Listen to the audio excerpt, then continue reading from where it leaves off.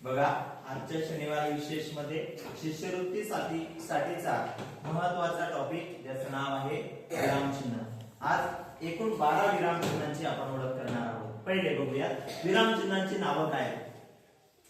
इथे दिलेलं विरामचिन्ह आहे पूर्णविराम, याला म्हणायचं अर्धविराम, याला म्हणायचं स्वल्पविराम, याला म्हणायचं अपूर्णविराम, याला म्हणायचं प्रश्नचिन्ह, उद्गार चिन्ह, एकेरी अवतरण चिन्ह, दुहेरी अवतरण चिन्ह, संयोग चिन्ह, अपसरण चिन्ह, विकल्प चिन्ह, काकपद आणि अवग्रह अशी एकूण 12 चिन्ह दिलेली आहेत। पण आता या चिन्हाचा उपयोग कसा, तर या ठिकाणी आपण 12 वाक्य घेतले, त्या ठिकाणी त्यांचा उपयोग कसा केला जातो ते समजून घेऊया। बघा, मी दररोज शाळेत जाते किंवा जातो।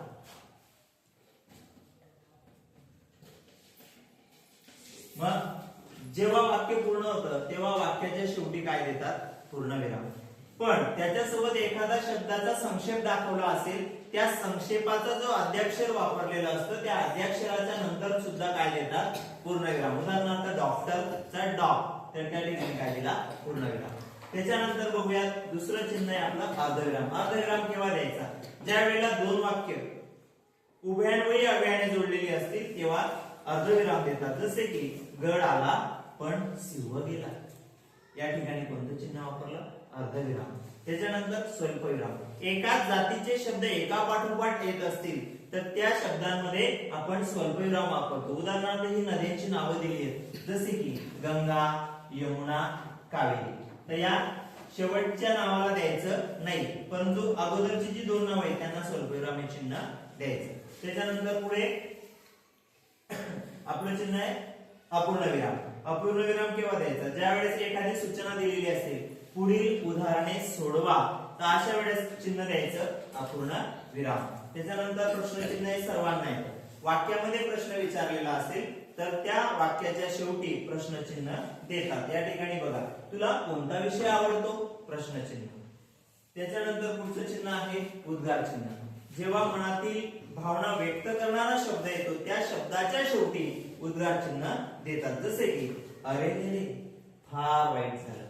अरे रे रे हा तुमच्या मनातून आलेला शब्द आहे, त्यामुळे या शब्दाच्या शेवटी काय आलं, उद्गार चिन्ह।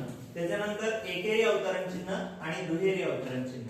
एकेरी अवतरण चिन्ह बघा, संत ज्ञानेश्वरांनी पसायदान लिहिले, एखाद्या व्यक्तीचं विशेष कार्य असेल त्या संदर्भातला एखादे शब्द, पुस्तकाचं नाव असेल, काही असेल तर ते एकेरी अवतरण चिन्हाने लिहितात। अजून एखादी व्यक्ती बोलली असेल, त्या व्यक्तीचे शब्द वाक्यामध्ये आले असतील तर ते वाक्य सुद्धा दुहेरी अवतरण चिन्हाने लिहितात। जसं की आपण इथे म्हटलं, आई म्हणाली यशवंत हो, आईने काय म्हटलं, यशवंत हो, ते यशवंत हो हा शब्द दुहेरी अवतरण चिन्हामध्ये लिहितात। त्याच्यानंतर पुढे संयोग चिन्ह।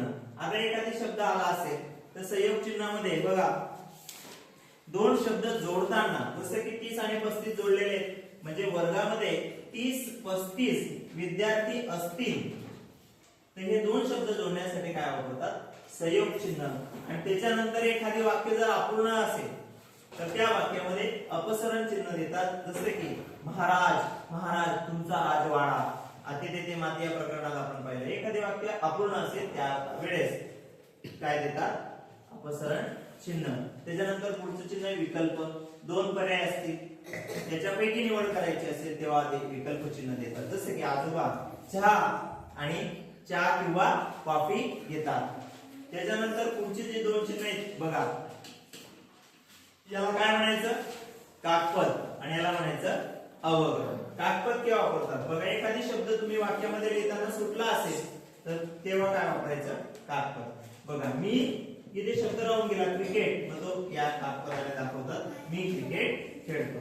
अवग्रह म्हणजे काय, एखाद्या शब्दावर जोर द्यायचा असेल, दीर्घ उच्चार करायचा असेल, जसे की लेखन करताना एखाद्या वर्णावर लांब उच्चार करायचा असेल त्यावेळेस मात्र काय वापरतात, अवग्रह।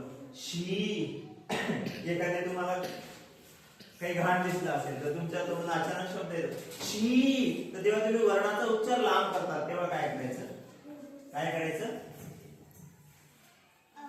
अवग्रह।